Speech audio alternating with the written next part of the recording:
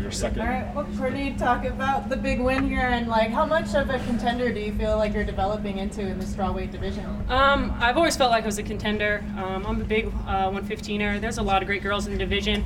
You know, I just make sure that I go out there, put on a show, put on a performance every time I go. You know, as long as I'm bettering myself with each fight, I'm happy. As long as the fans are happy and I'm putting on excited fights, I'm good. When Randa had you in that headlock, I mean, what was the process going through your mind of how do I transition to get into a better position? We were preparing for that. It's one of her moves that she likes to do, that head and arm throw. So we practiced it over and over again, just making sure I was being patient, not giving up my arm for a lazy kimura and stuff.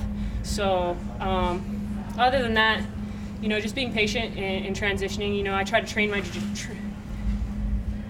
my jiu-jitsu together, you know, kind of like a machine gun over and over again. Sooner or later, one was going to hit, and she's real top heavy, so we knew she was going to kind of fall into my guard if it did go there. And, you know, I just threw up my legs and got the submission out of that. Yeah, and you had the 0-2 start in the UFC, but now you just got 2 wins in 38 days.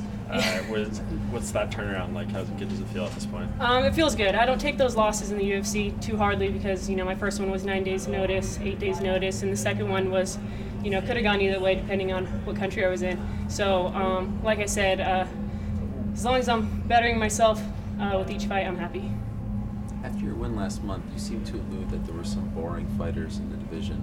Who were you speaking about? I think they know who I'm speaking about. There's a lot of wrestlers out there that kind of stick to their wrestling and put on boring fights. There's a couple fighters that, you know, kind of just make sure they get the win. I'm here to put on a show, win or lose. As long as I'm putting on a show for the fans, I'm happy. Specifically for the stupid people out there who Specifically, I think everyone knows. I'm not going to name any names. I'm not going to talk crap on anyone. I'm just putting it out there. I think they know who it is. I think the fans know who it is. And pretty much everyone's been matchmaking pretty well. So you guys throw the matches out there and I'll take them. So did Randa fall into that category? Randa kind of fell in there a little bit. She's actually been getting a lot better with her striking and stuff, so we had to prepare for that as well.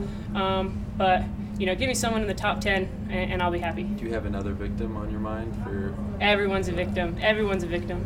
But is there like another boring wrestler that you have in mind that you There's some boring ones out there, yes. Okay. Yes. You don't want to say anyone? Not going to say anyone. Okay.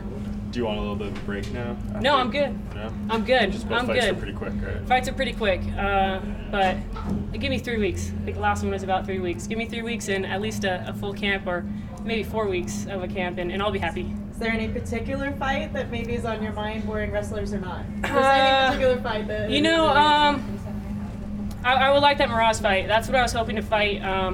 Right when her opponent dropped out, I asked Sean Shelby for that. He said, you know, calm down. I already offered it to someone else. If it doesn't go through, I'll give it to you. So I kind of was waiting for that. Then he said, you know, relax, enjoy your win. Maybe we'll get to you in October. And then that Tuesday he called me and said, do you want to fight? And I said, yeah, I'll take it. So he calls me, I'll take it.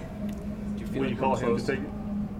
Will you call him for that fight at this point? I think he knows.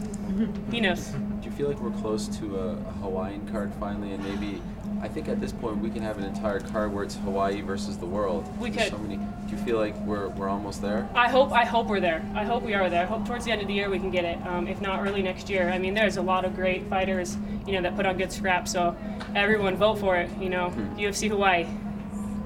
So Cortney, in our pre-fight interview, you talked about your jiu-jitsu and you even said how much you believed in it against Randa. How much do you think that competitive jiu-jitsu you've been doing has helped you kind of keep your cool in these fights? I think it plays a lot into it. You know, just being calm and patient and just believing in your jiu-jitsu. I think a lot has to do with that. You know, when it goes to the mat, I mean, it is MMA, but at the end of the day, you got to believe in your jiu-jitsu. And I believe 100% in my jiu-jitsu and my training, so I'm comfortable when it goes there.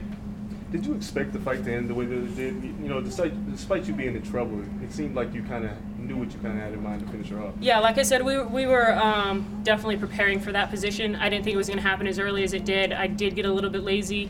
I should have kept it a little bit longer up against the fence, but we do know she likes to dirty box a little bit, so we wanted to push away and use my range, and I just got caught with my hands down a little bit, and she got in, and, you know, she looked for the throw, which we knew, so I was already preparing for it. As soon as she got the grip, I knew it was coming, and I knew how to prepare for it. 6 wins in the first round. Are you setting the bar too high? Oh, I never set the bar too high. I think JJ sets the bar high, and we're all reaching for that.